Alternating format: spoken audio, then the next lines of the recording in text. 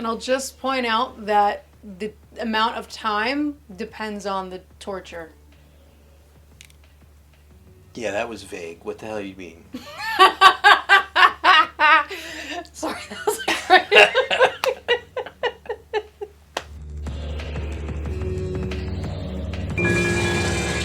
Hello, I am Robert. And I'm Val. And today, we're going to be talking about Saw from 2004. Yes, we are. It's a gripping tale where two complete strangers wake up in this horribly dingy bathroom and have to figure out why they've been imprisoned there. And it turns out there's a deranged serial killer that's done it. And the whole thing unfolds in like an unraveling mystery. What's the tagline for this film? Let the games begin. It's all about the games, folks.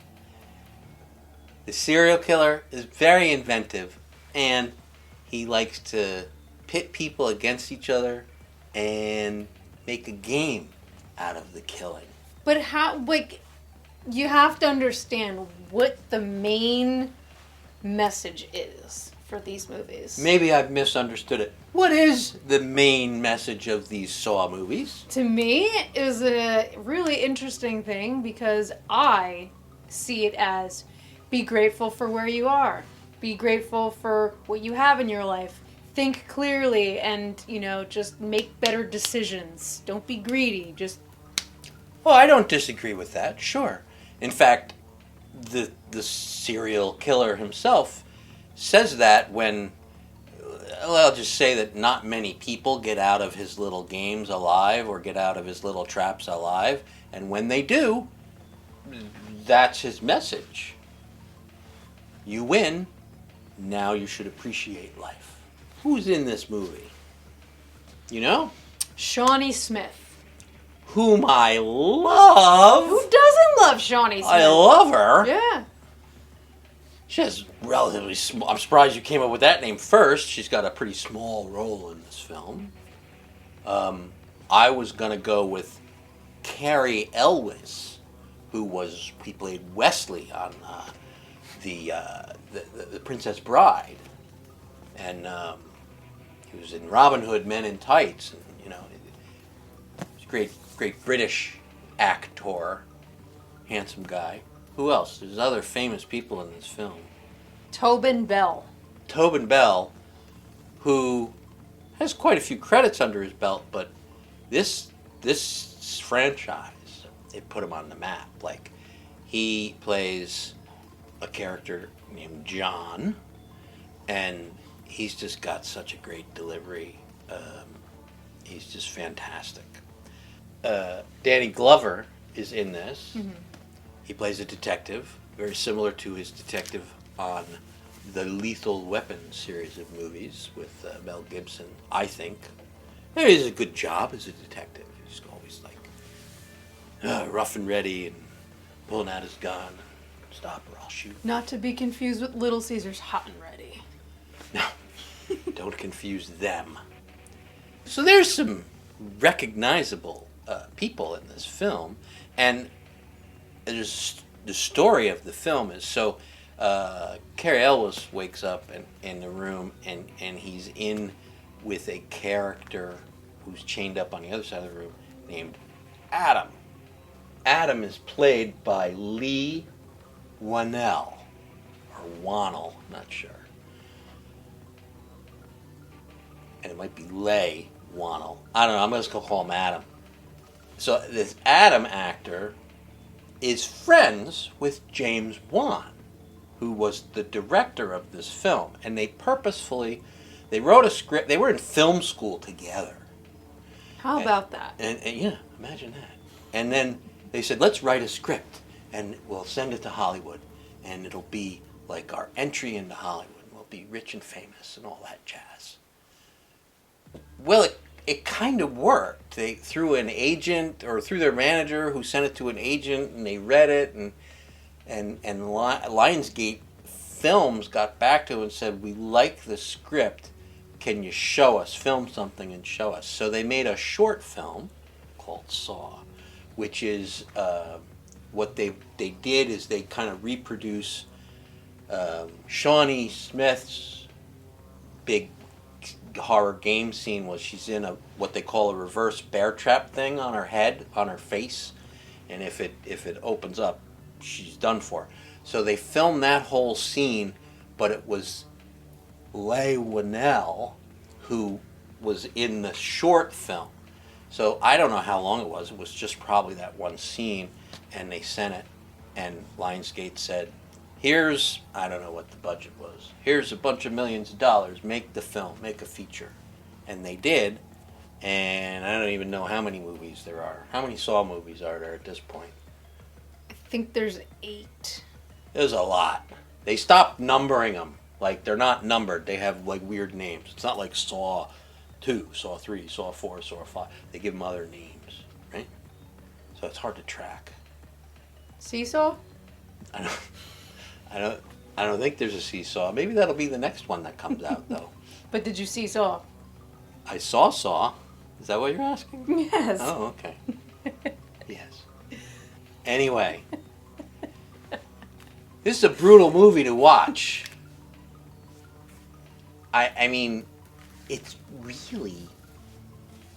torture porn is what it is. These people are trapped in horrible situations. Very frequently, they have to kill someone else to get out of their trap, and they don't know who it is that they're told to kill. I think the fascinating thing about this movie is the different torture scenes. It's like, who can really come up with these types of scenarios to torture somebody to death? Sick MFers, yes. That's who. Yes. We're talking the reverse bear trap. Then there's, here, hold this for a second. Then there's drills that are coming real slow towards your head. Then there's climbing through barbed wire and You have stuff a foot like fetish? that. No. So it's all over the place, and it's slow. It's a slow death. It's impending because it's a game. He's got to give you 60 seconds or 2 minutes or 8 minutes to maybe get out of the trap.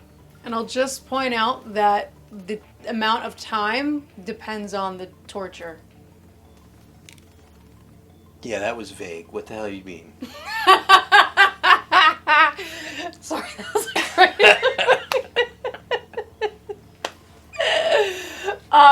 What I meant to say was each torture scene is all a different duration of time. Like, you know, the reverse bear trap.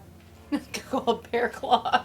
The reverse Could bear use a bear trap. claw right now. The reverse bear trap was 60 seconds, but somebody Yes. else would, you know, be a different duration of Well, time. one guy got like 8 minutes. Yeah. He didn't make it, Yeah. but it was a long time.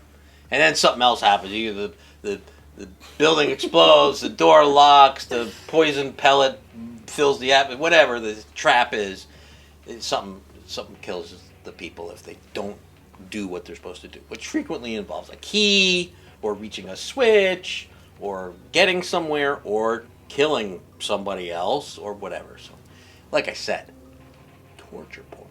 But the good part about this movie is, and yes, there's some gore, but it's very convoluted. You've got a lot of different things going on. And both those guys wrote it, but James Wan has become more of the go-to director for these kinds of horror movies. Conjuring, Insidious, Malignant, and he's also the writer in a lot of those cases. And his scripts are complicated, but they make sense. Even almost from the first act has surprising reveal after surprising reveal after, and then at the end you get the final reveal and you're like, oh my God, I can't believe it. Yeah, mind blown. Right? Is that what you were doing? Or were you doing vomiting? It was like... Oh, mind blown. Blows your mind. It's so complicated. But what is unfortunate about this movie?